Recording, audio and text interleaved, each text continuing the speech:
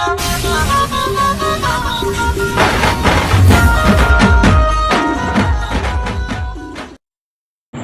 hi guys, welcome back to my channel. So today we are start about the Monera. अगर आपने Monera से पहले हमारे सारे वीडियोस नहीं देखे हैं based on the biological classification तो आप लोग प्लीज जाकर देख लीजिएगा, आपको लिंक मिल जाएगा डिस्क्रिप्शन बॉक्स में। चलिए हम लोग स्टार्ट करते हैं अबाउट द Monera।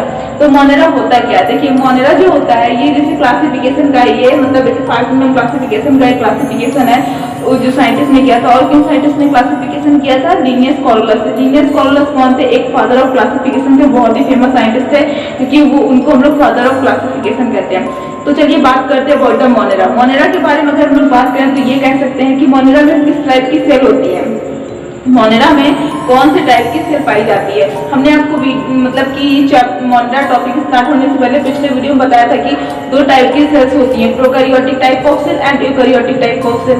और प्रोकैरियोटिक और यूकैरियोटिक टाइप ऑफ सेल में मेन डिफरेंस क्या होता है? जो प्रोकैरियोटिक होते हैं वो जो सेल होते हैं उसमें क्या होता है कि प्रॉपर न्यूक्लियस नहीं होता है, लेकिन जो यूकैरियोटिक होते हैं उसमें प्रॉपर न्यूक्लियस होता है, जैसे कि हम लोग भी आता है यूकैरियोटिक, है ना। और अगर हम लोग बात करें कि Monera होता क्या, देखिए Monera होता ये है उसमें कौन से टाइप की सेल पाई जाती है। तो Monera में पाई जाती है प्रोकैरियोटिक टाइप ऑफ सेल। कौन सी सेल पाई जाती है? प्रोकैरियोटिक टाइप ऑफ सेल, मतलब कि उसमें प्रॉपर न्यूक्लियस नहीं होता है, ठीक है। अब हम लोग बात करें तो ये होता क्या है Monera। Monera क्या होता है? नॉन सेलुलर ऑर्गेनिज्म है। Monera किस टाइप का ऑर्गेनिज्म है? Non cellular type of organism है। और फिर अगर हम लोग बात करें कि Monera में न्यूक्लियर मेम्ब्रेन कैसे होती है, मतलब क्वेश्चन आ गया कि in Monera nuclear membrane is present और absent. So you will write the answer in one word, absent. वो एब्सेंट होता है। Monera में क्या होता है कि हम लोग का जो न्यूक्लियर मेम्ब्रेन होता है वो पूरा का पूरा एब्सेंट होता है। और अगर हम लोग बात करें इसकी बॉडी ऑर्गेनाइजेशन की तो Monera की बॉडी ऑर्गेनाइजेशन कैसी होती है?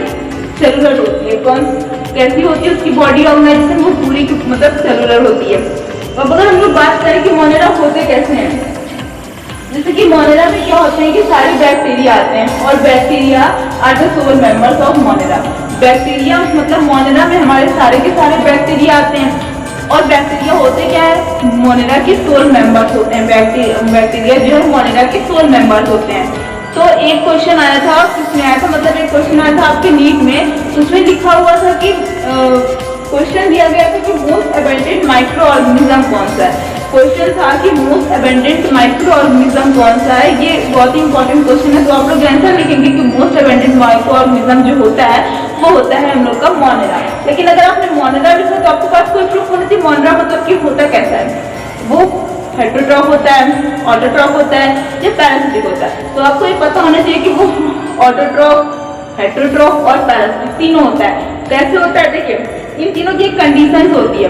तीनों की कंडीशंस क्या होती है? जो ऑटोट्रॉफ, हेटेरोट्रॉफ और पैरासिटिक होता है इन तीनों की एक कंडीशन होती है।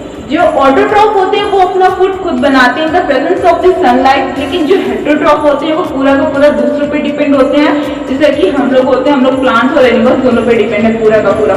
लेकिन जो पैरासिटिक होते हैं वो क्या होते हैं? वो ऑर्गेनिज्म होते हैं जो कि किसी लिविंग ऑर्गेनिज्म से अपना का पूरा फूड निकाल लेते हैं। वो लिविंग ऑर्गेनिज्म से ही अपना फूड निकालते हैं। तो ये तीनों की अपनी अपनी कंडीशंस होती है, अपना एक इंपॉर्टेंट वो होता है।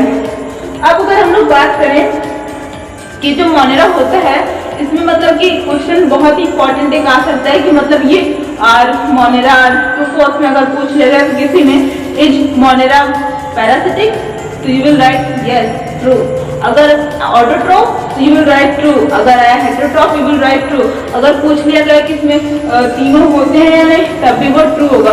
तो ये बहुत ही इंपॉर्टेंट है, इसमें तीन चीजें हैं और ये होता है तीनों। अगर हम लोग बात करें कि Monera में बैक्टीरिया आता है, मतलब Monera में जो है सारे के सारे बैक्टीरिया आते हैं और बैक्टीरिया होते क्या है? बैक्टीरिया सोल मेंबर होते हैं। किसके होते हैं? Monera के। अब अगर हम लोग बात करें कुछ बैक्टीरिया के बारे में, तो अगर हम लोग टॉपिक से हटकर नहीं, क्योंकि Monera में हमारे सारे के सारे बैक्टीरिया आते हैं, तो हमें पता होना चाहिए कि बैक्टीरिया होते क्या है। बैक्टीरिया नाम से हमको ये लगता है कि बैक्टीरिया हमारे लिए बहुत ही हार्मफुल है, नहीं ऐसा कुछ नहीं है। जो बैक्टीरिया होता है वो हमारे लिए बहुत ही ज़्यादा यूजफुल भी होता है और थोड़ा हार्मफुल भी होता है। 50% यूजफुल आप कह सकते हैं, 50% हार्मफुल और यूजफुल कैसे?